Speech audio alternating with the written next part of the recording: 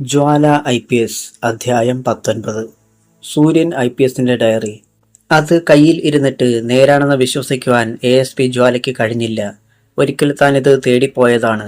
പക്ഷേ അതിനു മുമ്പ് ഇത് ആരോ അവിടെ നിന്ന് കവർന്ന് കളഞ്ഞിരുന്നു. എന്നാലിപ്പോൾ തന്റെ പേർക്ക് അയച്ചു തന്നതിന് പിന്നിൽ തക്കതായ എന്തെങ്കിലും കാണുമെന്ന് ഉറപ്പാണ്.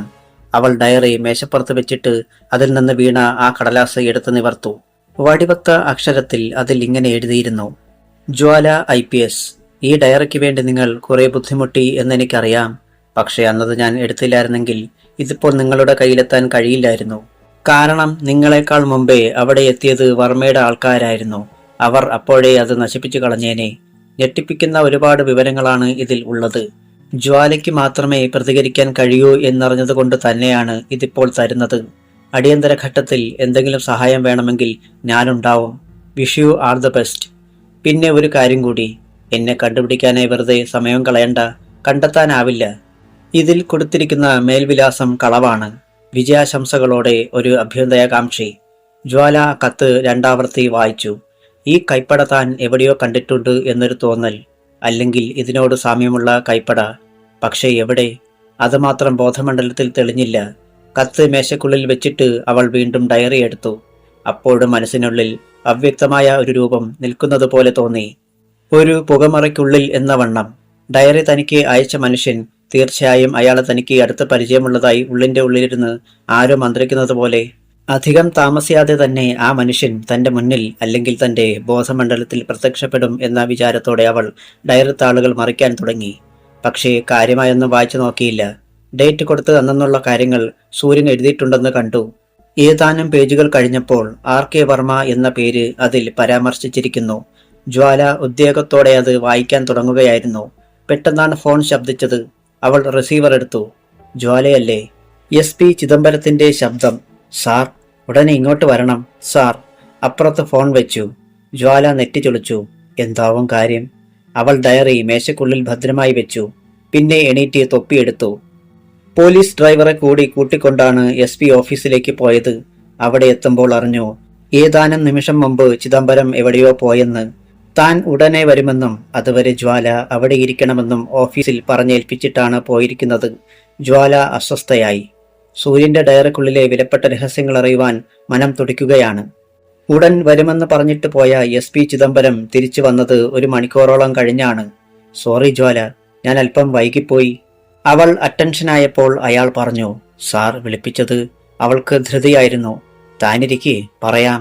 താൻ കരണത്തടിച്ചതിന്റെ കാര്യം പാടെ മറന്ന മട്ടിൽ സൗഹൃദപൂർവമുള്ള അയാളുടെ പെരുമാറ്റം കണ്ടപ്പോൾ അവൾ തെല്ല് അമ്പരക്കാതിരുന്നില്ല. അവൾ പക്ഷേ ഇരുന്നില്ല. വളരെ പ്രധാനപ്പെട്ട ഒരു കാര്യം പറയാനാണ് ഞാനിപ്പോൾ വിളിച്ചത്. ജ്വാല സൂക്ഷിക്കണം. തനിക്കെതിരെ ഇവിടെ ശക്തമായ ഒരു ലോബി പ്രവർത്തിക്കുന്നുണ്ടെന്ന് എനിക്ക് റിപ്പോർട്ട് കിട്ടിയിട്ടുണ്ട്. അവൾ ചിരിച്ചു.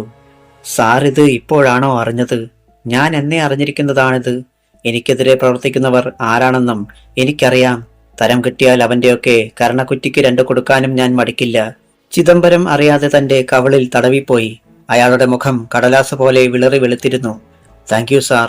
ഇത് പറയാനാണല്ലോ താങ്കൾ വിളിച്ചത്? യെസ്. അയാളുടെ ശബ്ദം പതിഞ്ഞതായിരുന്നു. അപ്പോഴിനി എനിക്ക് പോകാമല്ലോ. തന്റെ മേലുദ്യോഗസ്ഥനെ സല്യൂട്ട് ചെയ്ത് ജ്വാല കനത്ത കാലടികളോടെ ഇറങ്ങിപ്പോയി.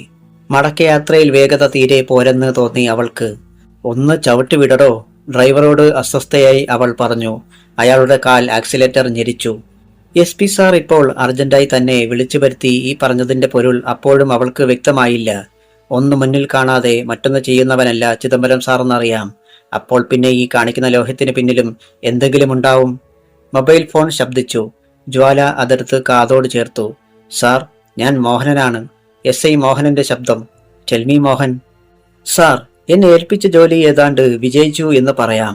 വാട്ട്? അത്ഭുതവും അമ്പരപ്പും ഒരേപോലെയാണ് ജ്വാലയ്ക്കുണ്ടായത്. രാജപ്പ?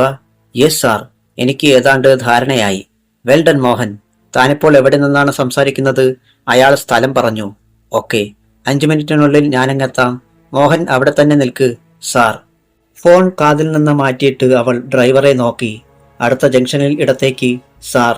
അപ്പോൾ തന്നെ അവൾ മുഹമ്മദിനെ വിളിച്ചു. ഞാനാ മുഹമ്മദെ. ജ്വാല. സാർ. ഉടൻ ജീപ്പുമായി തിരിച്ചോളൂ കല്ലുരുട്ടിയിലേക്ക് സാർ. ജ്വാലയ്ക്ക് സന്തോഷം അടക്കാനായില്ല. ഇനിയുള്ള നാളുകൾ തൻ്റേതാണെന്ന് അവൾക്ക് തോന്നി. മുന്നിലെ ജംഗ്ഷനിൽ ജീപ്പ് ഇടത്തേക്ക് വെട്ടിത്തിരിഞ്ഞു. ആക്രി രാജപ്പയെക്കുറിച്ച് മദനിൽ നിന്ന് കിട്ടിയ വിവരങ്ങൾ വെച്ചുകൊണ്ട് ജ്വാല എസ് ഐ മോഹനനെ ഒരു ദൗത്യം ഏൽപ്പിച്ചിരുന്നു. ഇസ്രയേൽ ബാബുവിന്റെയും മറുതമാധവന്റെയും നീക്കങ്ങൾ വാച്ച് ചെയ്യുക. പോരെങ്കിൽ വർമ്മയുടെ മക്കളുടെയും. കാരണം മദനേട്ടൻ രാജപ്പയുടെ കൈകൾ ഒടിച്ചെന്ന് പറഞ്ഞത് സത്യം തന്നെയാകും. അങ്ങനെയെങ്കിൽ രഹസ്യമായി എവിടെയെങ്കിലുമേ അയാൾ ചികിത്സിക്കുകയുള്ളെന്ന് ഉറപ്പ്. വർമ്മ നേരിട്ട് രാജപ്പയെ കാണാൻ പോകാനുള്ള സാധ്യത വളരെ കുറവ്. അപ്പോൾ പിന്നെ ഗുണ്ടകളോ മക്കളോ മാത്രമേ അയാളെ സന്ധിക്കൂ. ആ ഒരു വിശ്വാസത്തിലാണ് അവരെ വാച്ച് ചെയ്യാൻ മോഹനന് നിർദ്ദേശം കൊടുത്തത്. ജീപ്പ് കല്ലുരുട്ടി കവലയിലെത്തി. ഒരു ചെറിയ പട്ടണമായി വളർന്ന കവലയാണ് കല്ലുരുട്ടി. ഫുട്പാത്തിൽ വളർന്നു നിന്നിരുന്ന മഹാഗണിയുടെ തണലിൽ ജീപ്പ് നിർത്തി കാത്തിരിക്കുകയായിരുന്നു മോഹനൻ. ജ്വാല എത്തിയതോടെ അയാൾ ചാടിയിറങ്ങി. എവിടെയാ മോഹന? അല്പം ഉള്ളിലേക്ക് പോകണം സാർ. ഇസ്രയേൽ ബാബുവിനെ പിന്തുടർന്നാണ് ഞാൻ ആ സ്ഥലം കണ്ടെത്തിയത്. ഒരു പഴയ ക്ലിനിക്ക്. അവിടെ അയാൾ ഉണ്ട് എന്നാണ് എന്റെ വിശ്വാസം. മറ്റൊരു ജീപ്പ് കൂടി അവിടെ ബ്രേക്കിട്ടു. CI മുഹമ്മദ്.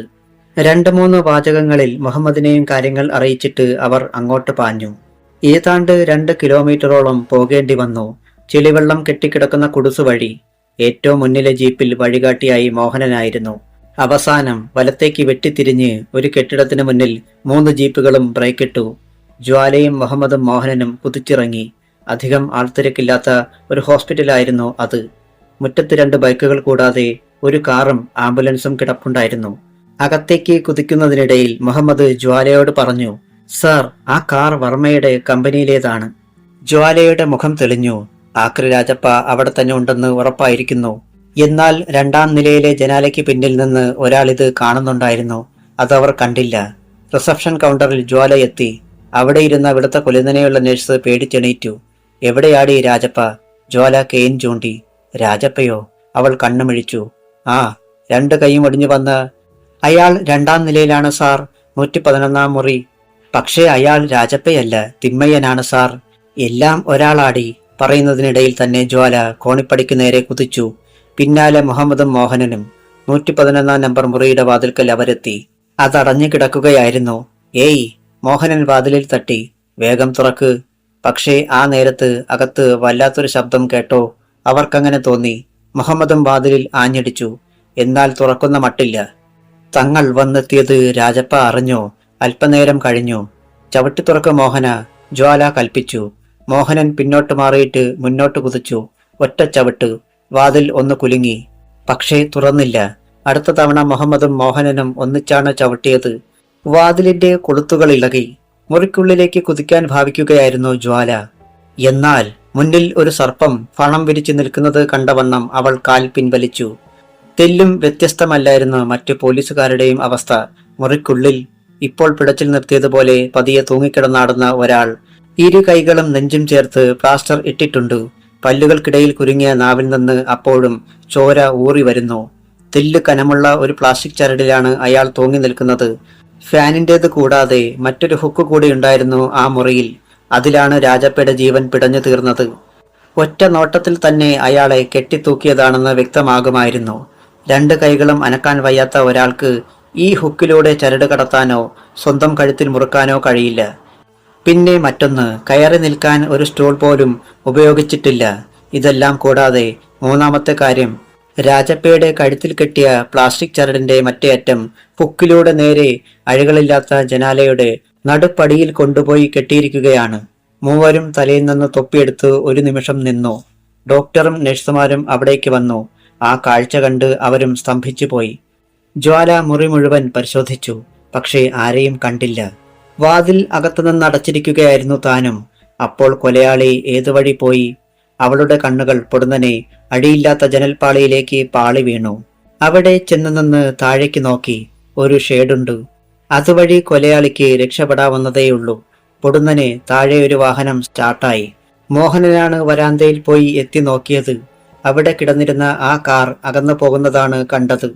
അതിൽ കൊലയാളിയായിരുന്നു എന്ന കാര്യത്തിൽ തർക്കമില്ലായിരുന്നു. മോഹൻ താഴെ ഓടിയെത്തി. ജീപ്പിൽ കാറിനെ പിന്തുടർന്നു. പക്ഷേ കണ്ടെത്താനായില്ല. ജ്വാല ഹോസ്പിറ്റലിലെ രജിസ്റ്റർ പരിശോധിച്ചു. അതിൽ തിമ്മയ്യൻ എന്നാണ് പേര് ചേർത്തിരിക്കുന്നത്. തമിഴ്നാട്ടിലെ ഒരു അഡ്രസ്സും. കേരളത്തിലുള്ള ആരുമായും ബന്ധപ്പെടുന്ന ഒരു പേര് കണ്ടെത്താനായില്ല. FIR തയ്യാറാക്കാൻ മുഹമ്മദിന് നിർദ്ദേശം കൊടുത്തിട്ട് ജ്വാല നേരെ പോയത് RK വർമ്മയുടെ കമ്പനിക്കാർ തേടിയാണ്. എന്നാൽ കഴിഞ്ഞ രാത്രി മുതൽ അത് കാണാനില്ലെന്നും ഡിവൈഎസ്പി ലക്ഷ്മണന് രാവിലെ തന്നെ ഈ വിവരം കാണിച്ച് പരാതി നൽകിയിട്ടുണ്ടെന്നുമാണ് അറിയാൻ കഴിഞ്ഞത്. ശത്രു പഴുതുകൾ ഓരോന്നും തന്ത്രപൂർവ്വം അടയ്ക്കുകയാണെന്ന് അവൾക്ക് വ്യക്തമായി. ബോഡി പോസ്റ്റ്മോർട്ടത്തിന് വിടാനും അയാളുടെ ഒരു ഫോട്ടോ പത്രത്തിൽ കൊടുക്കാനും മുഹമ്മദിനോട് വിളിച്ചു പറഞ്ഞിട്ട് തന്റെ ഓഫീസിലെത്തി. പൂജയിൽ നിന്ന് ഒരു ഗ്ലാസ് വെള്ളമെടുത്ത് കുടിച്ചു. മനസ്സിന് നേരെ ഒരു ആശ്വാസം. തന്റെ ചെയറിൽ ഇരുന്നു. വിശക്കാൻ തുടങ്ങിയിരുന്നു. എങ്കിലും സൂര്യന്റെ ഡയറി വായിച്ചു കഴിഞ്ഞിട്ടേ കഴിക്കുന്നുള്ളൂ എന്ന് തീരുമാനിച്ചു. അതെടുക്കാനായി മേശ തുറന്ന് അകത്തേക്ക് നോക്കി. ജ്വാലയുടെ നെറ്റി ചുളിഞ്ഞു. ഒരിക്കൽ കൂടി നോക്കി. തലയിൽ ചുറ്റിക കൊണ്ട് ആഞ്ഞൊരിടി കിട്ടിയതുപോലെയായിരുന്നു അവൾക്ക് തോന്നിയത്. അധ്യായം 20. ക്ഷണത്തിൽ ജ്വാല IPSന്റെ മുഖം വിയർപ്പിൽ കുളിച്ചു. വിശ്വാസം വരാതെ വീണ്ടും അവൾ മേശയുടെ ഡ്രോയിലേക്ക് നോക്കി. പിന്നെ കൈകൊണ്ട് കടലാസുകൾക്കിടയിൽ പരതി. പക്ഷേ സൂര്യന്റെ ഡയറി അവിടെയെങ്ങും ഉണ്ടായിരുന്നില്ല. തനിക്ക് തെറ്റുപറ്റിയതാണോ എന്നറിയുവാൻ അവൾ മറ്റുള്ള ഡ്രോയികളും തുറന്നു നോക്കി. ഒരിടത്തും ആ ഡയറിയില്ല. മറ്റുള്ള പേപ്പറുകൾക്കൊന്നും യാതൊരു സ്ഥാനചലനവും ഉണ്ടായിരുന്നില്ല താനും. താടിക്ക് കൈകൊടുത്ത് തെല്ലുനേരം അങ്ങനെ ഇരുന്നു പോയി ജ്വാല. അവൾ ബസർ അമർത്തി. ഒരു കോൺസ്റ്റബിൾ കടന്നു വന്ന് സല്യൂട്ട് ചെയ്തു. ഞാൻ പുറത്തുപോയി കഴിഞ്ഞ് ആരാണ് ഈ മുറിക്കുള്ളിൽ കയറിയത്? ആരും കയറിയില്ല സാർ. ഉറപ്പാണോ? അതെ സാർ. പിന്നെ ഞാൻ ഈ മേശക്കുള്ളിൽ വെച്ചിരുന്ന ഒരു ഡയറി എവിടെ പോയി? സത്യമായിട്ടും എനിക്കറിയില്ല സാർ. ജ്വാല അമർത്തിയൊന്ന് മോളി. പിന്നെ തിരക്കി. ലക്ഷ്മണൻ അപ്പുറത്തുണ്ടോ? പുറത്തേക്ക് പോയി സാർ. ശരി, താൻ പൊയ്ക്കോ. അയാൾ പോയി. ഇപ്പോൾ ജ്വാലയ്ക്ക് പലതും മനസ്സിലാക്കാൻ തുടങ്ങിയിരുന്നു. SP ചിദംബരം സാർ തന്നെ അവിടെ വിളിച്ചിരുത്തിയത് ഈ ഒരൊറ്റ ലക്ഷ്യം മാത്രം മനസ്സിൽ വെച്ചുകൊണ്ടായിരിക്കണം. മനഃപൂർവ്വം വൈകിക്കാൻ വേണ്ടി തന്നെയാണ് എങ്ങോ പോയതാണെന്ന ഭാവത്തിൽ അവിടെ നിന്ന് മാറിയത്. ഉറപ്പ്. പെട്ടെന്ന് എന്തോ ചിന്തിച്ചതുപോലെ അവൾ SP-യുടെ നമ്പർ ഡയൽ ചെയ്തു. യെസ്. ചിദംബരത്തിന്റെ ഘനമുള്ള ശബ്ദം കേട്ടു. ഞാൻ ജ്വാലയാണ് സാർ. എന്തുപറ്റി ജ്വാലെ ഇത്ര പെട്ടെന്ന്? SP ഉത്കണ്ഠ ഭാവിച്ചു. ഓ, താനൊരു ഹോസ്പിറ്റലിൽ പോയെന്നോ? തൂങ്ങി നിന്നിരുന്ന ആരെയോ കണ്ടെന്നോ അറിഞ്ഞല്ലോ. അതേക്കുറിച്ച് സംസാരിക്കാനാണെങ്കിൽ പിന്നീടാവാം. ഞാൻ പറയാത്ത കാര്യത്തിന് വേണ്ടി സാറിങ്ങനെ വെപ്രാളപ്പെടുന്നത് എന്തിനു വേണ്ടിയാണ്? ആ മനുഷ്യനായിരുന്നു ഞാൻ പോയ വാഹനത്തിന് ബോംബ് വെച്ചതെന്ന് ആരും അറിയാതിരിക്കട്ടെ എന്ന് കരുതിയിട്ടാണോ? SP-യിൽ നിന്ന് മറുപടി കിട്ടിയില്ല. അത് പോകട്ടെ, അയാൾ തൂങ്ങി മരിച്ചതാണെന്ന് സാറിനോട് ആര് പറഞ്ഞു? കെട്ടിത്തൂക്കിയിട്ടും അത് മനസ്സിലായില്ലെന്ന് നടിക്കാൻ ആരാണ് സാറിനെ പ്രേരിപ്പിച്ചത്? ജ്വാല, മൈൻഡ് യുവർ വേർഡ്സ്. സാർ, ഞാൻ മറ്റൊരു കാര്യത്തിൽ അങ്ങയെ അഭിനന്ദിക്കാൻ വേണ്ടിയാണിപ്പോൾ വിളിച്ചത്. എന്താ? എന്നെ അവിടേക്ക് വിളിപ്പിച്ച് സാർ നടത്തിയ ആ അഭിനയമുണ്ടല്ലോ, അത് അസലായിരുന്നു. ആ സമയം കൊണ്ട് തന്നെ ഇവിടെ താങ്കൾ പ്രതീക്ഷിച്ചത് നടന്നു. ഡയറി കിട്ടിക്കാണുമല്ലോ അല്ലേ? ഡയറിയോ? What you mean? എത്ര പറഞ്ഞാലും ഇക്കാര്യം അങ്ങേക്ക് മനസ്സിലാകില്ലെന്ന് എനിക്കറിയാം. പക്ഷേ ഒന്നുണ്ട് സാർ, ആ ഒരു ഡയറി എന്റെ പക്കൽ നിന്ന് മോഷ്ടിച്ചു കൊണ്ടുപോയി എന്ന് കരുതി ഒന്നും അവസാനിക്കുന്നില്ല. ഡയറി എനിക്ക് അയച്ചു തന്ന മനുഷ്യൻ ജീവനോടെയുണ്ട്. അയാൾ അത് മുഴുവൻ വായിക്കുകയും ചെയ്തതാണ്. എനിക്ക് വേണ്ട വിവരങ്ങൾ ഇനിയും അയാളിൽ നിന്ന് തന്നെ ഞാൻ സംഘടിപ്പിച്ചോളാം. അപ്പുറത്തുനിന്ന് മറുപടിയൊന്നും കിട്ടാതെ വന്നപ്പോൾ ജ്വാല ഉള്ളുകൊണ്ട് സന്തോഷിച്ചു. താൻ സംശയിച്ചത് ശരിയാണ്. ഡയറി ഇപ്പോൾ എത്തേണ്ടിടത്ത് എത്തിക്കാണും. അത് ശരിയായിരുന്നു. ഡയറി അപ്പോൾ RK വർമ്മയുടെ കയ്യിൽ ഇരിപ്പുണ്ടായിരുന്നു. അത് കൊണ്ടുകൊടുത്തത് DYSP ലക്ഷ്മണനായിരുന്നു. വർമ്മ ശ്രദ്ധയോടെ അതിന്റെ പേജുകൾ ഓരോന്നായി മറിച്ചു. നായിന്റെ മോൻ, എന്തൊക്കെയാ ഇതിൽ എഴുതി പിടിപ്പിച്ചിരിക്കുന്നത്? അവൾ ഇത് വായിച്ചിരുന്നെങ്കിൽ ആകെ കുഴഞ്ഞേനെ. സംശയമെന്താ? ലക്ഷ്മണൻ പിന്താങ്ങി. അവളാണെങ്കിൽ ആകെ കൂടി വിറളി പിടിച്ച് പാഞ്ഞു നടക്കുകയാ. ആക്രി രാജപ്പയുടെ ശവം കൂടി കണ്ടപ്പോൾ അത് കൂടുതലായി. ലക്ഷ്മണൻ ഇസ്രായേൽ ബാബുവിനെ നോക്കി. നീ എങ്ങനെ അത് സാധിച്ചു? നേരത്തെ തന്നെ SI മോഹനൻ എന്നെ പിന്തുടർന്നിരുന്നു. ഇനി ഏത് നിമിഷവും പോലീസ് റെയ്ഡ് ഹോസ്പിറ്റലിൽ ഉണ്ടാകുമെന്ന് എനിക്കറിയാമായിരുന്നു. അതിന്റെ കൂടെയാ ഞാൻ മുറിയിലേക്ക് വന്നപ്പോൾ രാജപ്പയുടെ ഒരു ഭീഷണിയും. 10 ലക്ഷം രൂപ അധികം കൊടുത്തില്ലെങ്കിൽ എല്ലാം വിളിച്ചു പറയുമെന്ന്. അതേക്കുറിച്ച് ഞങ്ങൾ തമ്മിൽ സംസാരിച്ചു കൊണ്ടിരിക്കുമ്പോൾ താഴെ പോലീസ് വാഹനങ്ങൾ ബ്രേക്ക് ഇടുന്നത് കേട്ടു. പിന്നെ ഒന്നും ചിന്തിച്ചില്ല. ആ കാര്യമങ്ങ് നടത്തി. മിടുക്കൻ. പക്ഷേ കാർ കാണാനില്ലെന്ന പരാതി ഞാൻ ഉണ്ടാക്കിയില്ലായിരുന്നുവെങ്കിൽ വർമ്മസാബ് കുടുങ്ങിയേനെ. ലക്ഷ്മണൻ ഞെളിഞ്ഞിരുന്നു. അതിനല്ലേ തനിക്കൊക്കെ കെട്ടുകണക്കിന് പുത്തൻ നോട്ടുകൾ വാരിത്തരുന്നത് ഞാൻ? അല്ല, ഞാൻ പറഞ്ഞെന്നേ ഉള്ളൂ. അങ്ങനെ സ്ഥാനത്തും അസ്ഥാനത്തും താൻ ഇത്തരം വിശേഷങ്ങൾ വിളമ്പണ്ട. ലക്ഷ്മണൻ ഒന്ന് വിളറി. ഡയറി എന്റെ കയ്യിലിരിക്കട്ടെ. ആ സൂര്യൻ ഇതിൽ എന്തൊക്കെയാണ് എഴുതി വെച്ചിരിക്കുന്നതെന്ന് വിശദമായൊന്ന് പഠിക്കട്ടെ. വർമ്മ പറഞ്ഞു. ആ, എന്റെ കമ്പനിക്കാർ ചേരി പ്രദേശത്തെങ്ങോ ഉപേക്ഷിച്ചിരിക്കുകയാണ് ബാബു. പോലീസ് അത് കസ്റ്റഡിയിലെടുത്തിട്ട് ഇങ്ങ് തിരിച്ചേൽപ്പിക്കണം.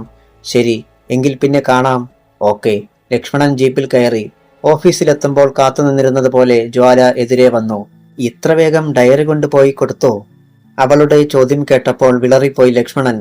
മറുപടി നൽകുവാൻ അയാൾക്ക് തെല്ല് താമസിക്കേണ്ടി വന്നു. ഡയറിയോ? അതെ, അവൾ ചിരിച്ചു.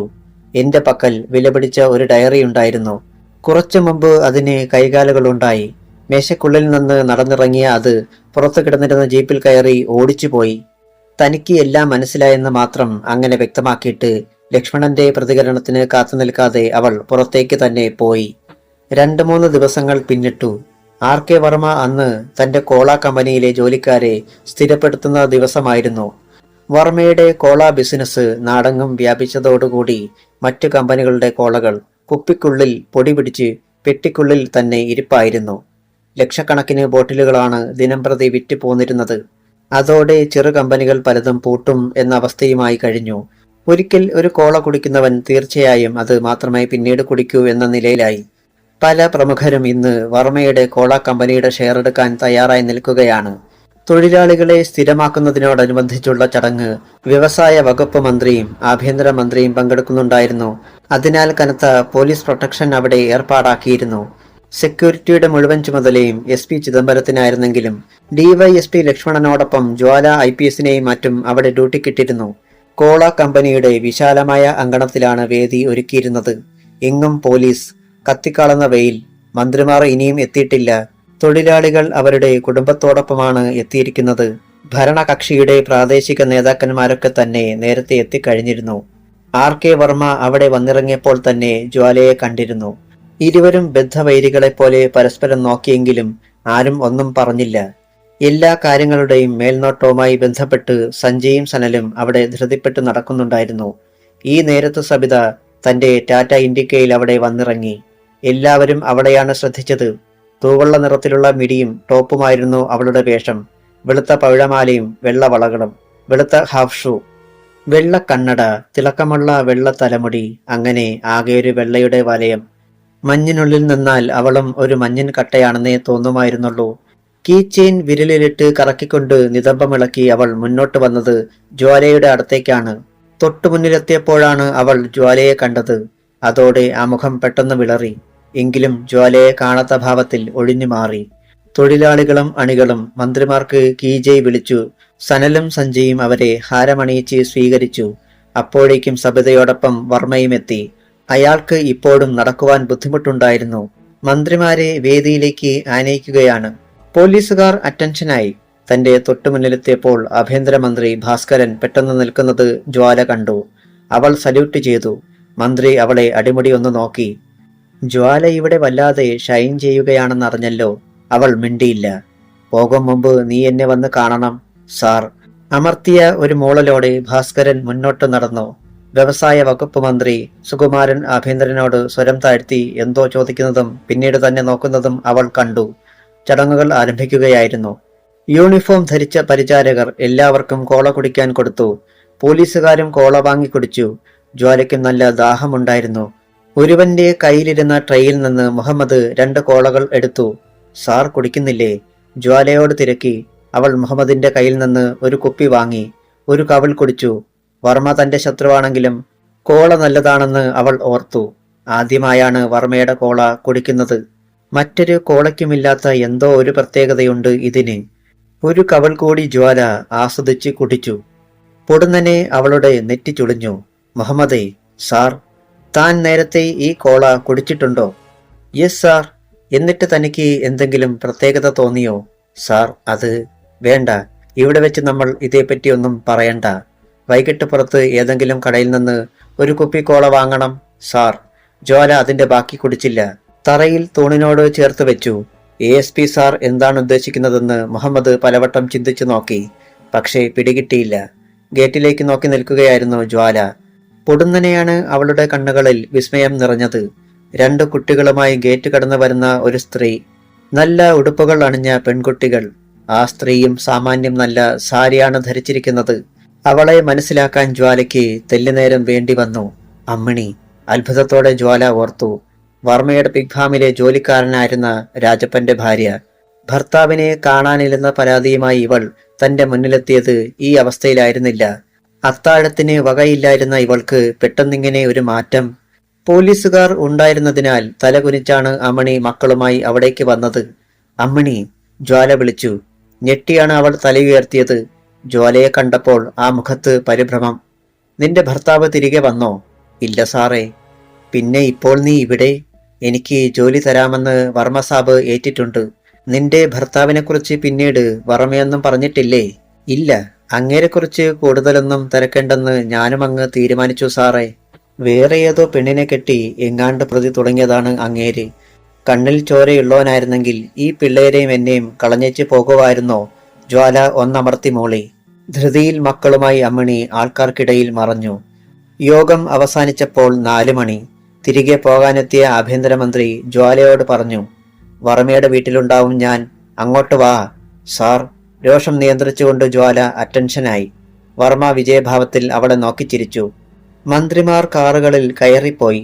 തൊഴിലാളികളും പിരിഞ്ഞു തുടങ്ങിയിരുന്നു. പെട്ടെന്ന് CI മുഹമ്മദ് ജ്വാലക്കരികിലേക്ക് വന്നു.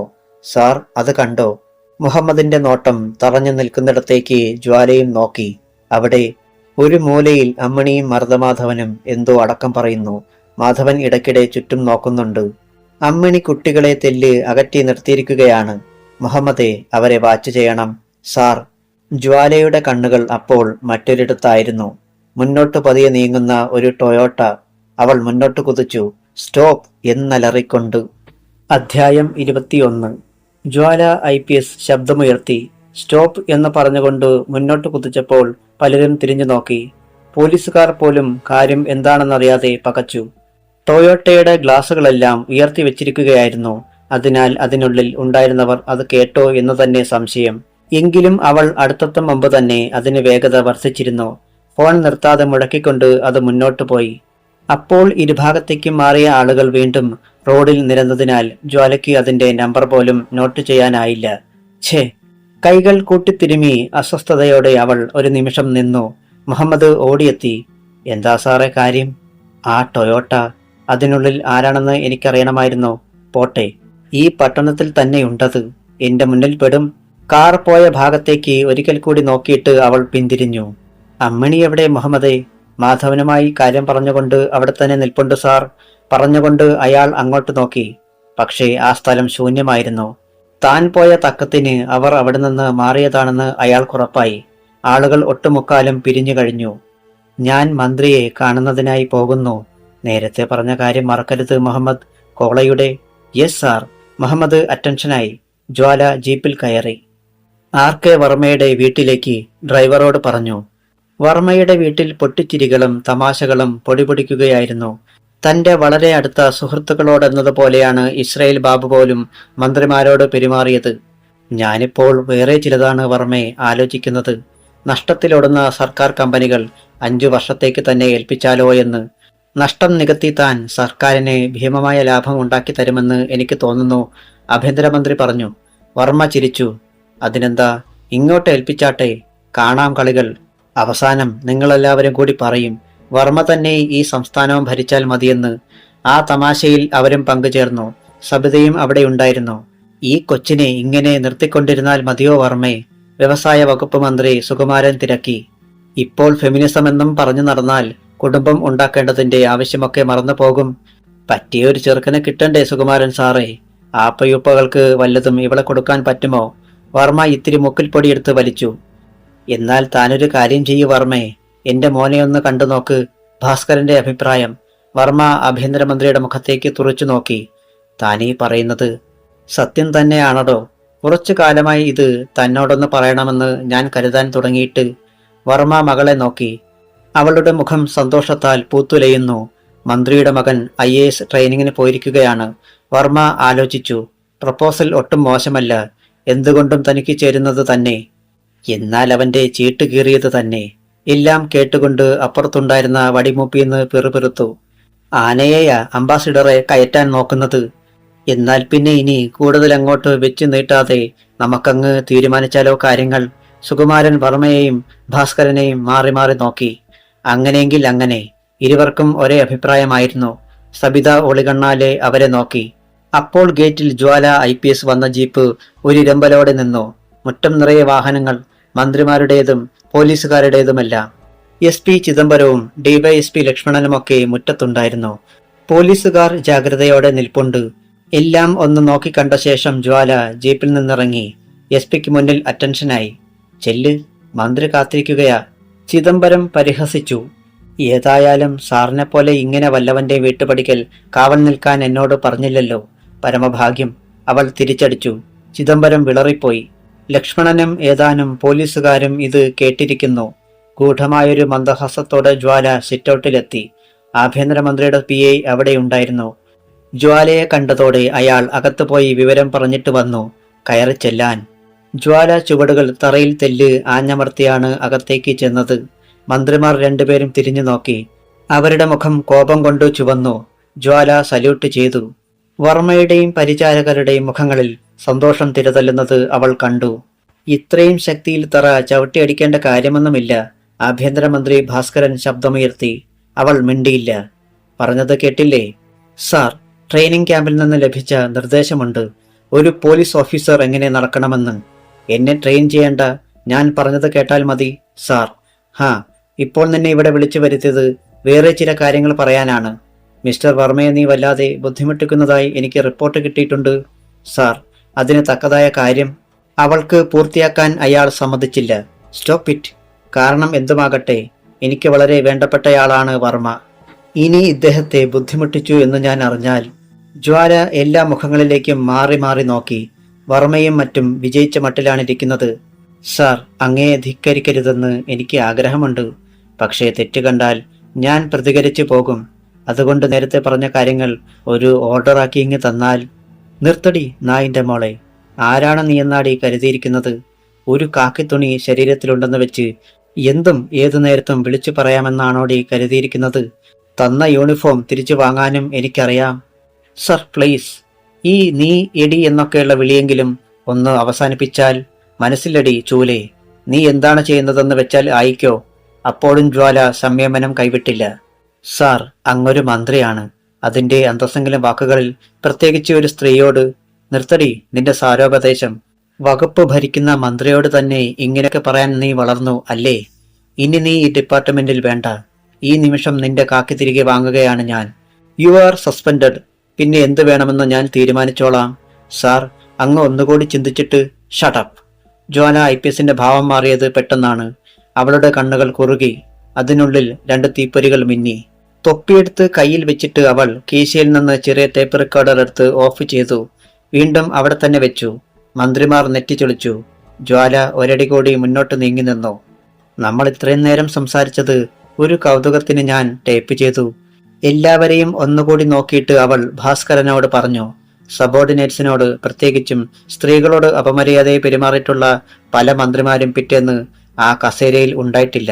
പിന്നെ അവരവർ ഇരിക്കുന്ന പദവിയോട് അല്പം പോലും കൂറില്ലാത്ത നിങ്ങൾ ഇങ്ങനെയൊക്കെ പറഞ്ഞില്ലെങ്കിലേ അത്ഭുതമുള്ളൂ.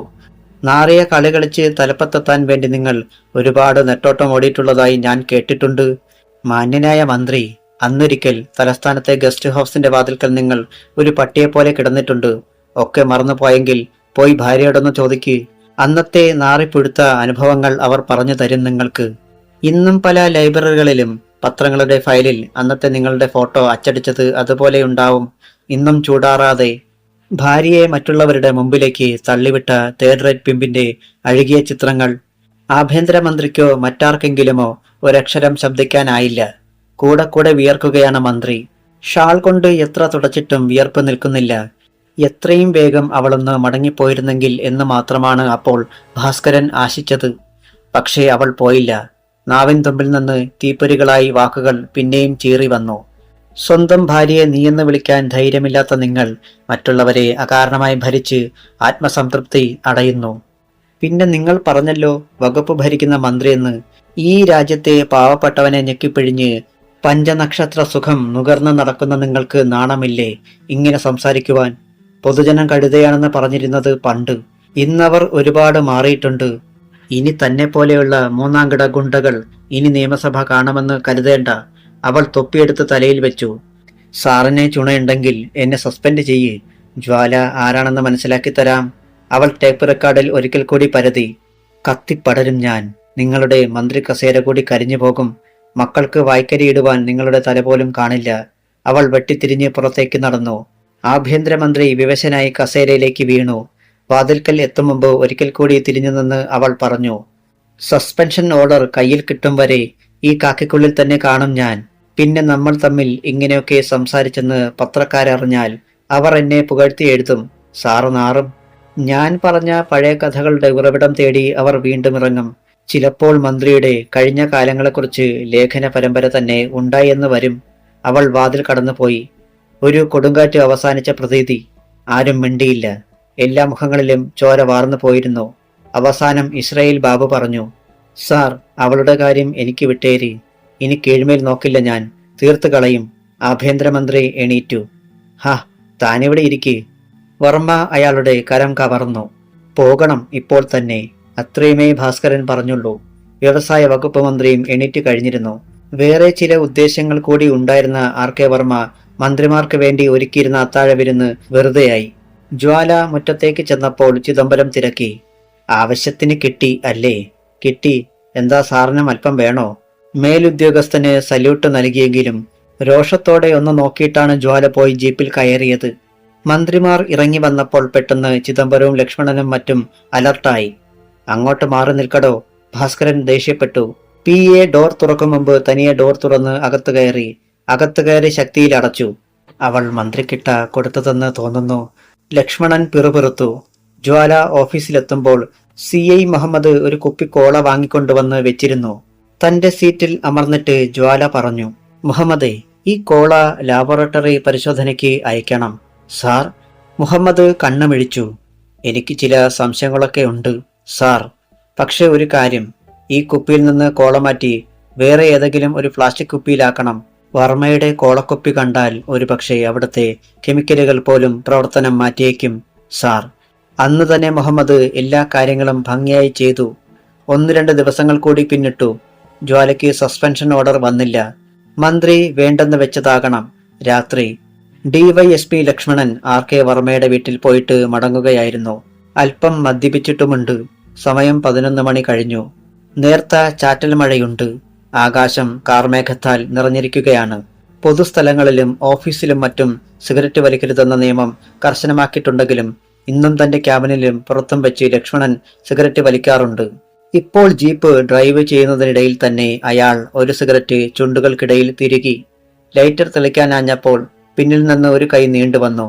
അതിൽ ലൈറ്ററിന്റെ നാളം തെളിഞ്ഞു. കിടുങ്ങിപ്പോയി ലക്ഷ്മണൻ. അറിയാതെ ബ്രേക്കിൽ കാലമർന്നു. സിഗരറ്റിന്റെ അറ്റത്ത് തീ പിടിച്ചു കഴിഞ്ഞിരുന്നു. ലക്ഷ്മണൻ പിന്നോട്ട് തിരിഞ്ഞു നോക്കി. ജീപ്പിനുള്ളിൽ ഒരാൾ. ആരാ?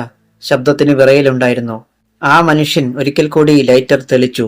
തന്റെ മുഖത്തേക്ക് അടുപ്പിച്ചു പിടിച്ചു. അയാളുടെ കണ്ണുകളിൽ ലൈറ്ററിന്റെ നാളം ലക്ഷ്മണൻ കണ്ടു. ആ മുഖം! ഈശ്വര! ജീപ്പ് തലകീഴ് മറിയുന്നത് പോലെ ലക്ഷ്മണന് തോന്നി. അധ്യായം 22.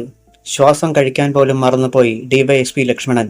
ഒരുപാട് തവണ കർണമറൻ ജീപ്പ് അഗാധമായ ഗർത്തത്തിലേക്ക് പതിക്കുന്നത് പോലെ സിഗരറ്റ് അയാളുടെ ചുണ്ടിൽ ഇരുന്ന് വെറുതെ പുകഞ്ഞു. ഒരു കവിൾ പുക കൂടി എടുക്കാൻ കഴിഞ്ഞില്ല.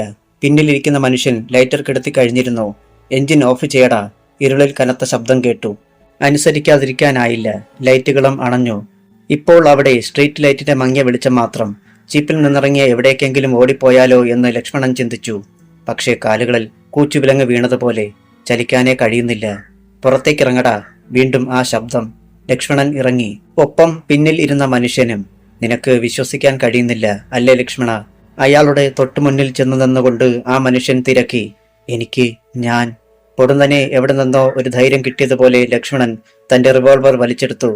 അത് കണ്ട് ആ മനുഷ്യൻ ഉച്ചത്തിൽ ചിരിച്ചു. പ്രേതത്തിനെ വെടിയേൽക്കുമോ ലക്ഷ്മണ?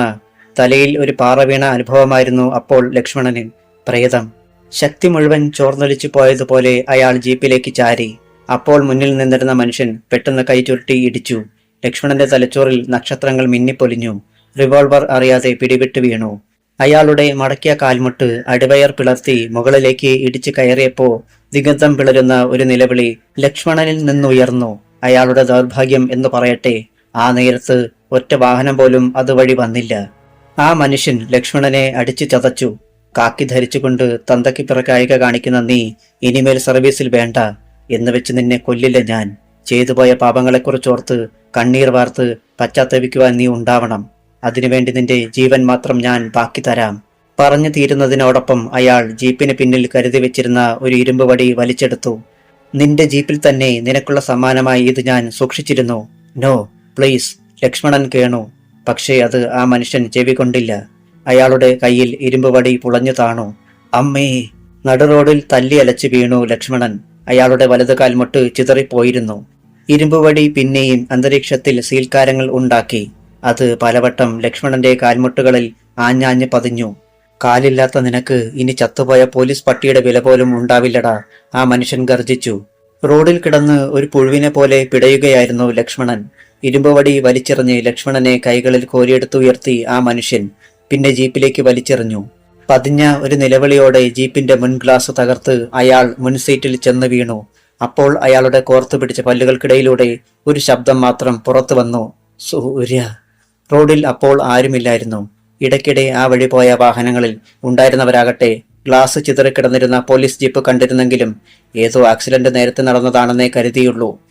മാത്രവുമല്ല, മുൻ സീറ്റിലേക്ക് വീണ ലക്ഷ്മണൻ അവിടെ നിന്ന് സ്റ്റിയറിംഗ് വീലിനും സീറ്റിനും ഇടയിലേക്ക് ഒന്നുകൂടി മറഞ്ഞിരുന്നു. അതിനാൽ പെട്ടെന്ന് ആർക്കും അയാളെ കാണുവാൻ സാധിക്കില്ലായിരുന്നു. രാത്രി ഏതാണ്ട് 3 മണിയോടുകൂടി ആ വഴി വന്ന ഫ്ലൈയിങ് സ്ക്വാഡാണ് ജീപ്പ് പരിശോധിച്ചത്. അതിനുള്ളിൽ ഒടിഞ്ഞു മടങ്ങി നിശ്ചലം കിടക്കുന്ന ലക്ഷ്മണനെ കണ്ടപ്പോൾ അവർ കിടുങ്ങി. മരിച്ചിട്ടില്ലെന്ന് മനസ്സിലായപ്പോൾ വേഗം ആശുപത്രിയിലേക്ക് കൊണ്ടുപോയി. അയാളുടെ കാലുകൾ രണ്ടും നീര് വന്ന് വീർത്ത് പാൻസിനുള്ളിൽ നിറഞ്ഞ അവസ്ഥയിലായിരുന്നു. ഡോക്ടർമാർ പാൻസ് മുറിച്ചു മാറ്റുകയായിരുന്നു. രാത്രി തന്നെ ചിദംബരം വിവരമറിഞ്ഞു. അയാളും ഞെട്ടിപ്പോയി. ആരാണിത് ചെയ്തതെന്ന് സങ്കല്പിക്കാൻ പോലും കഴിയുന്നില്ല. ചിദംബരം അപ്പോൾ തന്നെ ജ്വാലയെ വിളിച്ച് വിവരം പറഞ്ഞു. ജ്വാല തെല്ലും അമാന്തിച്ചില്ല.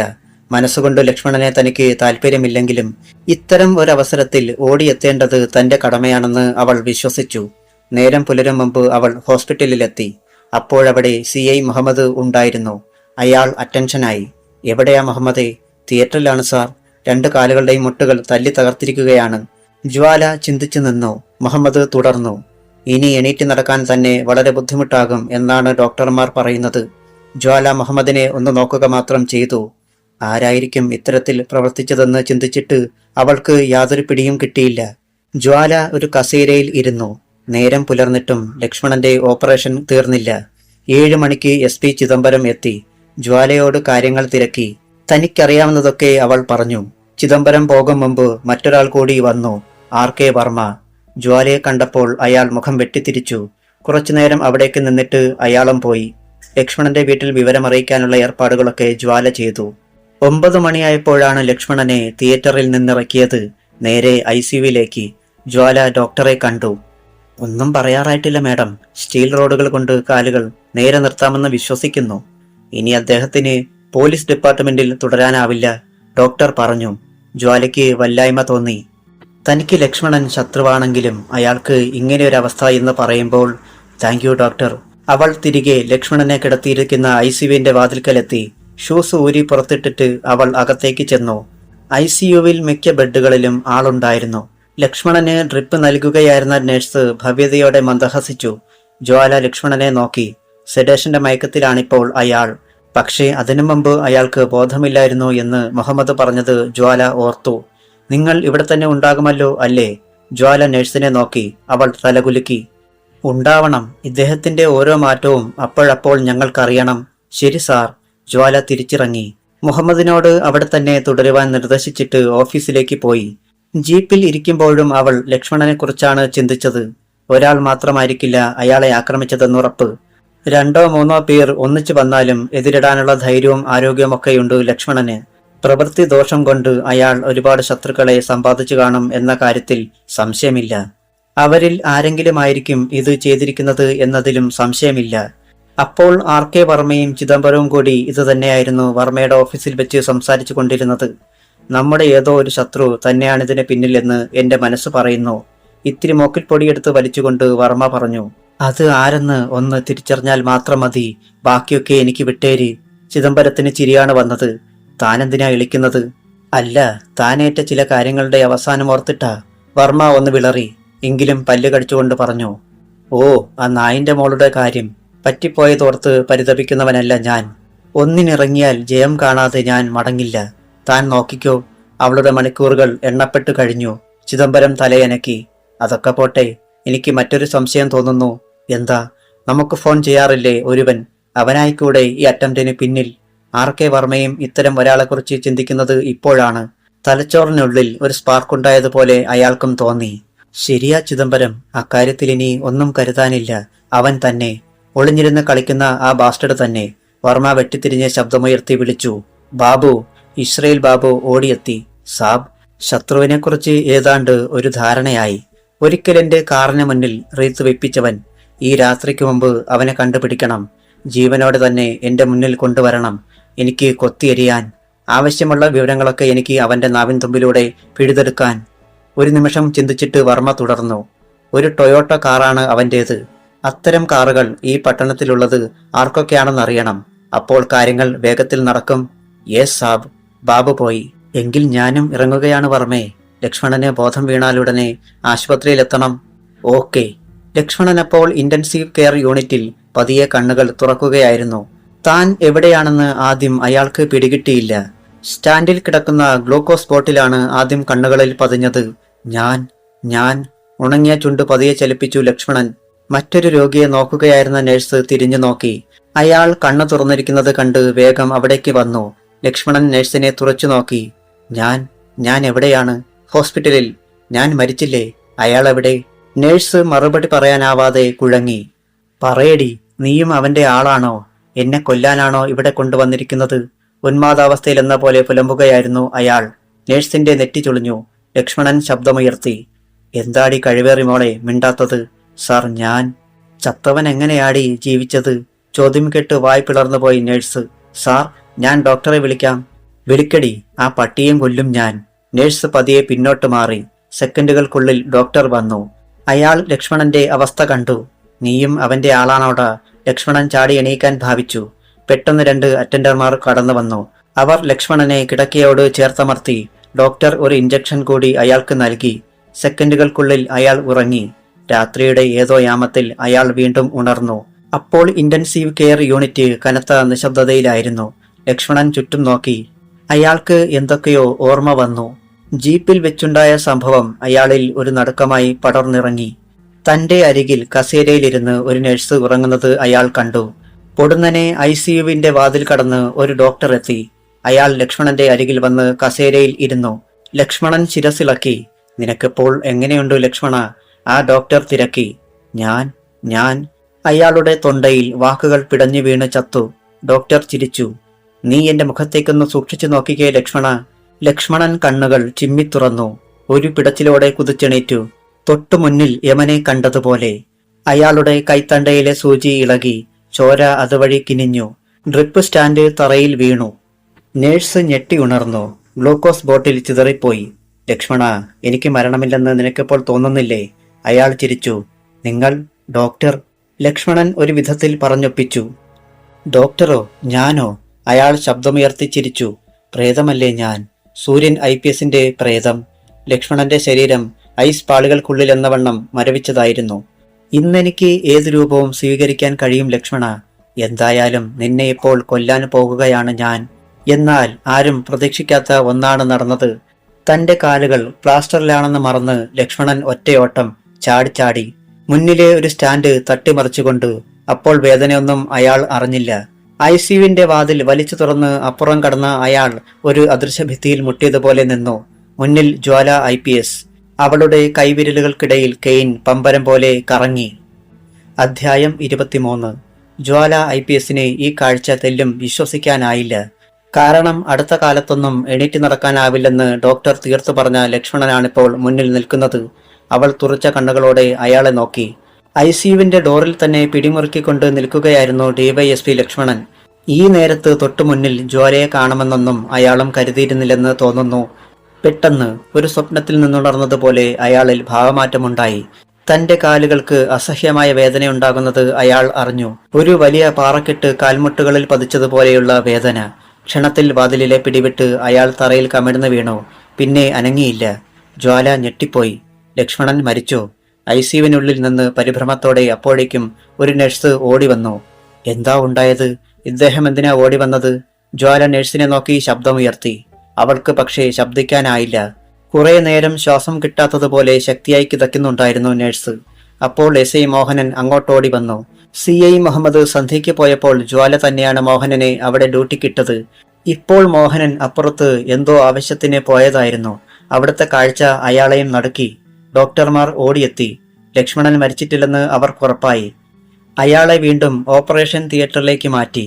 രാവിലെ ഓപ്പറേഷൻ നടത്തിയ സ്റ്റീൽ റോഡുകൾ ഇട്ടതും മറ്റും ഇപ്പോൾ സ്ഥാനം തെറ്റിക്കാണുമെന്നും കാൽമുട്ടുകൾ ഇനിയൊരിക്കലും നേരെയാക്കാൻ കഴിയാത്ത വിധത്തിലെത്തിയിട്ടുണ്ടാവുമെന്നും അവർക്ക് തോന്നി. ലക്ഷ്മണന് ബോധം വീണ്ടു കിട്ടിയെന്നും പരസ്പര ബന്ധമില്ലാത്ത കാര്യങ്ങൾ പറയുകയും വയലന്റ് ആവുമെന്ന് തോന്നുകയും ചെയ്ത നിമിഷത്തിൽ സെഡേഷൻ നൽകേണ്ടി വന്നുവെന്നും അറിഞ്ഞുകൊണ്ട് തന്നെയാണ് ജ്വാല ഈ നേരത്ത് ഹോസ്പിറ്റലിൽ എത്തിയത്. വിചിത്രമായ ഒരു രംഗത്തിന് സാക്ഷിയാകേണ്ടിയും വന്നു. ജ്വാല മോഹനനെ വിട്ട് ആ നഴ്സിനെ വിളിപ്പിച്ചു. ശരിക്കും അവിടെ എന്താ ഉണ്ടായത്? അവളുടെ കണ്ണുകളിലേക്ക് തന്നെ നോക്കിക്കൊണ്ട് ജ്വാല തിരക്കി. ഒന്ന് പതറിയെങ്കിലും താൻ കണ്ടത് മുഴുവൻ അവൾ അറിയിച്ചു. ജ്വാല ചിന്താധീനയായി തെല്ലു കഴിഞ്ഞ് തിരക്കി. എന്നിട്ട് ആ ഡോക്ടർ വേഷധാരി എവിടെ? ICUവിന് അപ്പുറത്തേക്ക് ഒരു എമർജൻസി വാതിലുണ്ട്. അത് തുറന്നു കിടക്കുന്നതാണ് കണ്ടത്. അതുവഴി രക്ഷപ്പെട്ടിരിക്കും. ലക്ഷ്മണനെ ഇല്ലാതെയാക്കുവാൻ ആരോ പിന്നാലെയുണ്ടെന്ന് അതോടെ ജ്വാലയ്ക്കുറപ്പായി. ശരി, നീ പൊയ്ക്കോ. രക്ഷപ്പെടും പോലെയാണ് നഴ്സ് അവിടെ നിന്ന് പോയത്. ജ്വാല മോഹനനെ നോക്കി. മോഹന സാർ, നല്ല കരുതൽ വേണം. ഇനി ഇങ്ങനെ ഒരു തെറ്റും പറ്റിക്കൂടാ. ഈ ഒരു അറ്റംപ്റ്റ് പരാജയപ്പെട്ടതുകൊണ്ട് കൊലയാളി പിന്മാറണമെന്നില്ല സാർ. ജ്വാല മടങ്ങി. മാത്രവുമല്ല, ലക്ഷ്മണന്റെ ഓപ്പറേഷൻ കഴിഞ്ഞുള്ള വിവരം ഏതു നേരത്തായാലും തന്നെ വിളിച്ചറിയിക്കണമെന്ന് നിർദ്ദേശിച്ചിരുന്നു ജ്വാല. അപ്പോൾ പട്ടണം മുഴുവൻ ആ ടൊയോട്ടോ കാറിനെ കുറിച്ച് അന്വേഷിച്ചിട്ട് നിരാശനായി RK വർമ്മയുടെ അടുത്തെത്തിയിരുന്നു ഇസ്രയേൽ ബാബു. ഈ പട്ടണത്തിൽ നമ്മൾ സംശയിക്കുന്ന ആ കാർ ഇല്ല സാബ്. ആകെ 5 ടൊയോട്ടോകളെ ഇവിടെയുള്ളൂ. അതിൽ ഒന്നുപോലും നമ്മുടെ ശത്രുക്കളുടേതല്ല. വർമ്മ ഒന്നമർത്തി മോളി. എന്ന് വെച്ച് നീ അന്വേഷണം നിർത്തണ്ട. തിരയണം. കേരളം മുഴുവൻ അരിച്ചു പെറുക്കിയിട്ടായാലും അത് കണ്ടെത്തണം സാബ്. പിറ്റേന്ന് രാവിലെ ജ്വാല ഹോസ്പിറ്റലിലെത്തി. മോഹനന്റെ നേതൃത്വത്തിൽ കനത്ത പോലീസ് കാവൽ ഉണ്ടായിരുന്നു. അവൾ ഡോക്ടറെ കണ്ട് സംസാരിച്ചു. നേരത്തെയുള്ളതിന്റെ 10-1 വിശ്വാസം പോലും ഇപ്പോൾ ഞങ്ങൾക്കില്ല മാഡം. ഡോക്ടർ പറഞ്ഞു. ഏതാനും ദിവസങ്ങൾ ഞങ്ങളൊന്ന് സ്റ്റഡി ചെയ്യട്ടെ. അല്ലെങ്കിൽ പിന്നീട് കാലുകൾ റിമൂവ് ചെയ്യേണ്ടി വരും. ജ്വാല പിന്നെയൊന്നും ചോദിച്ചില്ല. മടങ്ങാൻ നേരം അവൾ SI മോഹനനെ വിളിച്ച് തിരക്കി. ലക്ഷ്മണന്റെ വീട്ടിൽ നിന്ന് ഇതേവരെ ആരും എത്തിയില്ലേ? No sir. മെസ്സേജ് അങ്ങ് കിട്ടിക്കാണില്ല എന്നുണ്ടോ? കിട്ടി സാർ. പക്ഷേ അറിയാൻ കഴിഞ്ഞത് അവിടെ എല്ലാവരും കൂടി എവിടെയോ തീർത്ഥയാത്ര പോയിരിക്കുകയാണെന്നാണ്. ഇന്നോ നാളെയോ എത്തും. ലക്ഷ്മണന് ബോധം വീണ്ടും കിട്ടിയിട്ടുണ്ട്. എങ്കിലും ഇപ്പോൾ ആരും അയാളെ കാണണ്ട എന്നായിരുന്നു ഡോക്ടറുടെ നിർദ്ദേശം. ജ്വാല ഓഫീസിലേക്ക് പോയി. അവിടെ എത്തുമ്പോൾ CI മുഹമ്മദ് മുന്നിലെത്തി അറ്റൻഷനായി. സാർ. യെസ്. കടപ്പുറത്ത് നിന്ന് ഒരു സ്ത്രീ ഇവിടെ വന്ന് ഒരുപാട് നേരം സാറിനെ കാത്തുനിന്നു. എന്തോ അത്യാവശ്യ കാര്യം അവർക്ക് പറയാനുണ്ടെന്ന് പറഞ്ഞു. സാർ താമസിച്ചതിനാൽ പിന്നെ വരാം എന്ന് പറഞ്ഞ് പോയി. ആരാണവർ? ഒരു ത്രേസ്യമ്മ. അവരുടെ അഡ്രസ്സും മറ്റും തന്നിട്ടുണ്ട്. എങ്കിൽ വൈകണ്ട മുഹമ്മദേ, നമുക്ക് അങ്ങോട്ട് തന്നെ പോകാം. അപ്പോൾ തന്നെ ജീപ്പിൽ അവർ കടപ്പുറത്തേക്ക് പോയി. ത്രേസ്യമ്മയുടെ വീട് കണ്ടുപിടിക്കാൻ ബുദ്ധിമുട്ടുണ്ടായില്ല. അവരുടെ മകൻ വീടിന് മുന്നിൽ പോലീസ് ജീപ്പ് നിൽക്കുന്നത് കണ്ടപ്പോൾ മുറ്റത്തുനിന്ന് എണീറ്റ് അകത്തേക്ക് ഓടിപ്പോയി. കടൽക്കരയിൽ അങ്ങിങ്ങ് നിന്ന ആൾക്കാർ അവിടേക്ക് ഉറ്റുനോക്കുന്നുണ്ടായിരുന്നു. നല്ല വെയിൽ. തിരമാല തലപ്പത്ത് വെളിച്ചം പ്രതിഫലിക്കുന്നത് ജ്വാല കണ്ടു. ഇരുവരും കുടിലിന്റെ മുറ്റത്തെത്തിയപ്പോഴേക്കും തോളിൽ കിടന്നിരുന്ന തുവർത്തിൽ കൈ തുടച്ചുകൊണ്ട് ത്രേസ്യാമ്മ ഇറങ്ങി വന്നു. ആ സ്ത്രീയുടെ പിന്നിൽ മകനുമുണ്ടായിരുന്നു. ത്രേസ്യാമ്മ അവരെ തൊഴുതു. ഞാനങ്ങോട്ട് വന്നേനെയല്ലോ സാറന്മാരെ. ചുറ്റും നോക്കിക്കൊണ്ടാണ് ആ സ്ത്രീ പറഞ്ഞത്. അവർ ആരെയോ ഭയപ്പെടുന്നത് പോലെ ജ്വാലയ്ക്ക് തോന്നി. അത് സാരമില്ല ത്രേസ്യാമ്മേ, ഞങ്ങൾ അകത്തേക്കിരിക്കാം. ത്രേസ്യാമ്മ ധൃതിയിൽ അകത്ത് കയറി ഒരു പഴയ ബെഞ്ച് നീക്കിയിട്ടു. ഇത്രയൊക്കെ സൗകര്യങ്ങളെ ഉള്ളൂ സാറേ. ഇവന്റെ അപ്പൻ ഉണ്ടായിരുന്നപ്പോൾ കൂടുതലൊന്നും ഇല്ലായിരുന്നേലും ഒരുവിധം നന്നായിട്ട് കഴിഞ്ഞോരാ ഞങ്ങള്. അങ്ങേര് ഉണ്ടാക്കിയതെല്ലാം ആ കാലന്മാര് കത്തിച്ചു കളഞ്ഞില്ലേ? അവർ മകനെ ചേർത്ത് പിടിച്ചു. ആര്? ബെഞ്ചിൽ ഇരിക്കുന്നതിനിടയിൽ ജ്വാല തിരക്കി. വർമ്മ, പന്നി വർമ്മ. ത്രേസ്യാമ്മയുടെ പല്ലുകൾ ഞെരിഞ്ഞമർന്നു. ജ്വാലയുടെ കണ്ണുകൾ കുറുകി. അയാൾ എന്തിന് നിങ്ങളുടെ വീട് കത്തിച്ചു? ഒരിക്കൽ അയാളുടെ മോളെ ഞാൻ മീൻവെള്ളം ചെപ്പി. അത് മാത്രമല്ല, ഞാൻ ജീവിച്ചിരിക്കുന്നത് അപകടമാണെന്ന് വർമ്മയ്ക്കറിയാം. ജ്വാലയ്ക്ക് ഉത്സാഹമായി. RK വർമ്മയെക്കുറിച്ചുള്ള പലതും ആ സ്ത്രീക്ക് അറിയാമെന്ന് അവൾക്ക് തോന്നി. മുഹമ്മദ് മുറ്റത്ത് തന്നെ നിന്നതേയുള്ളൂ. അകലെ നിന്ന് പോലീസ് ജീപ്പിലേക്ക് നോക്കുന്നവർ കുറെ കൂടി അടുത്തേക്ക് വരുന്നതും പരസ്പരം എന്തൊക്കെയോ പറയുന്നതും അയാൾ കണ്ടു. ശ്രേയസ്യാമ്മ പറയുന്നതൊന്നും എനിക്കങ്ങോട്ട് വ്യക്തമാകുന്നില്ല. വർമ്മയുടെ എന്ത് രഹസ്യമാണ് നിങ്ങൾക്കറിയാവുന്നത്? നിങ്ങളുടെ ഭർത്താവ് എവിടെ പോയി? മരിച്ചു. പെട്ടെന്ന് ത്രേസ്യാമ്മയുടെ കണ്ണുകളിൽ 2 തുള്ളി നീർ പൊടിച്ചു. കൊന്നതാ, എന്റെ കൺമുന്നിൽ വെച്ച് തന്നെ. എന്നിട്ടും എനിക്കത് ആരോടും പറയാൻ കഴിഞ്ഞില്ല. അത്തരമൊരു അവസ്ഥയിലായിരുന്നു ഞാൻ. ആ വിവരം ആരോടെങ്കിലും പറഞ്ഞിരുന്നെങ്കിൽ ഒന്നുകിൽ വർമ്മ എന്നെ കൊല്ലുമായിരുന്നു, അല്ലെങ്കിൽ ഈ തുറയിലെ ജനങ്ങൾ. മിഴിച്ചിരിക്കുകയാണ് ജ്വാല. താൻ കരുതുന്നതിലും കൂടുതൽ രഹസ്യങ്ങൾ മനസ്സിൽ അടുക്കി വെച്ചിരിക്കുന്നവളാണ് ഈ സ്ത്രീ എന്ന് അവൾക്കുറപ്പായി. തുറയിലുള്ളവർ എന്തിന് നിങ്ങളെ കൊല്ലാനൊരുങ്ങണം? വർമ്മ നിങ്ങളുടെ ഭർത്താവിനെ കൊന്നു എന്നറിഞ്ഞു കഴിയുമ്പോൾ ഇവരൊക്കെ നിങ്ങളുടെ ഒപ്പം നിൽക്കുമായിരുന്നില്ലേ? നിൽക്കുമായിരുന്നു. പക്ഷേ മറ്റൊരു കാര്യം അറിയുമ്പോൾ അവർ എന്നെ വെട്ടിത്തുണ്ടം തുണ്ടമാക്കിയേനെ. ത്രേസ്യാമ്മ തുവർത്തിന്റെ തുമ്പുകൊണ്ട് കണ്ണീരൊപ്പി. പിന്നെ പറഞ്ഞു, ഒരു പക്ഷേ സാറ് കേട്ട് കാണും. 5 വർഷം മുമ്പ് ഇവിടെ ഒരു കലാപമുണ്ടായത്. 100ഓളം പേർ ബോംബ് പൊട്ടി മരിച്ചു. പലർക്കും അംഗവൈകല്യമുണ്ടായി. ഇന്നും ഇവിടെ ജീവിക്കുന്ന ശവങ്ങളായി അവരിൽ പലരുമുണ്ട്. കുട്ടികൾ ചൂണ്ട കാണാതായതിനെ പറ്റി തുടങ്ങിയ വാക്കേറ്റമാണ് ആ വലിയ ദുരന്തത്തിൽ കലാശിച്ചത്. പക്ഷേ അതിന്റെ അടിയൊഴുക്കുകളൊന്നും ആരും അറിഞ്ഞില്ല. അതേക്കുറിച്ചറിയുന്നവര് ഞങ്ങൾ 2 പേരെ ഇവിടെ ഉണ്ടായിരുന്നുള്ളൂ, ഞാനും എന്റെ ഭർത്താവും. ജ്വാല IPS ശ്രദ്ധയോടെ കേട്ടിരുന്നു. ത്രേസ്യാമ്മ തുടർന്നു, വർമ്മയുടെ പണിക്കാരനായിരുന്നു എന്റെ കെട്ടിയോൻ. കടലിൽ നിന്ന് കള്ളക്കടത്തുരുപ്പടികൾ കരയിലെത്തിക്കുന്ന ജോലി. ഒരിക്കൽ കുറേയേറെ പെട്ടികൾ വീട്ടിൽ കൊണ്ടുവന്ന് വെച്ചു.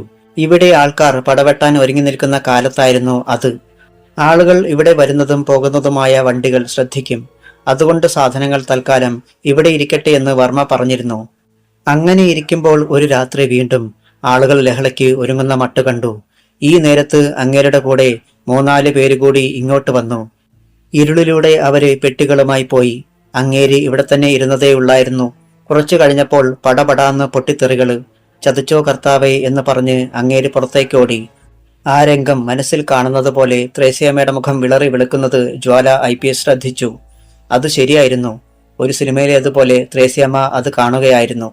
തന്റെ വീടിനുള്ളിൽ നിന്ന് പുറത്തേക്ക് ഓടിയിറങ്ങിയ ലാസർ അത് കണ്ടു. ആകാശം മുട്ടെ എരിയുന്ന തീ. കത്തിയെരിയുകയാണ് കുടിലുകൾ. ആളുകൾ പ്രാണരക്ഷാർത്ഥം ഓടുന്നത് കാണാം. എന്താണ് ഉണ്ടാകുന്നതെന്ന് ആർക്കും പിടികിട്ടുന്നുമില്ല. പിന്നെയും പിന്നെയും ഇരുളിൽ നിന്ന് ബോംബുകൾ പറന്നു വന്നു. വീടുകളിൽ ഉറങ്ങിക്കിടന്നിരുന്നവർ കത്തിയെരിഞ്ഞു. കടലോരം ഇളകുകയായിരുന്നു. ആളുകൾ പരസ്പരം കുറ്റപ്പെടുത്തി. ആയുധങ്ങളെടുത്തു. അക്ഷരാർത്ഥത്തിൽ കടലോരം യുദ്ധഭൂമിയായി. തന്റെ കുടിലിൽ ഇരുന്ന പെട്ടികൾക്കുള്ളിലെ ബോംബുകളാണ് നാശം വിതയ്ക്കുന്നതെന്ന കാര്യത്തിൽ ലാസറിന് സംശയമില്ലായിരുന്നു. അയാൾ പെട്ടികളുമായി പോയവരെ തിരഞ്ഞു. ഇരുട്ടുമറയാക്കി നിന്നവരെ കണ്ടെത്താനായില്ല. സൈറനിട്ടുകൊണ്ട് പോലീസ് വാഹനങ്ങൾ പാഞ്ഞു വന്നു. ആകാശത്തേക്ക് നിറയൊഴിച്ചാണ് രംഗം ശാന്തമാക്കിയത്. കടലോരത്ത് 144 പ്രഖ്യാപിക്കപ്പെട്ടു. അടുത്ത പകൽ സമയത്ത് ജഡങ്ങൾ കൂടിക്കിടക്കുന്നത് കണ്ട് ജാതിമത ചിന്തകൾ മറന്ന് ഏവരും പൊട്ടിക്കരഞ്ഞു. തന്റെ കുടിലിനുള്ളിൽ കിടന്ന് ഒരു കൊച്ചു കുഞ്ഞിനെ പോലെ പൊട്ടിക്കരയുകയായിരുന്നു ലാസർ. മതിയായില്ലേ നിങ്ങൾക്ക്? ത്രേസ്യാമ്മ ഭർത്താവിന് നേർക്ക് ചീറി. ലാസർ ദയനീയമായി ഭാര്യയെ നോക്കി. എടി ഞാൻ മിണ്ടണ്ട നിങ്ങൾ. എനിക്കൊന്നും കേൾക്കുകയും വേണ്ട. ആ ചെകുത്താന് വേണ്ടി ജോലി ചെയ്യേണ്ടെന്ന് ഒത്തിരി പറഞ്ഞതല്ലേ ഞാൻ.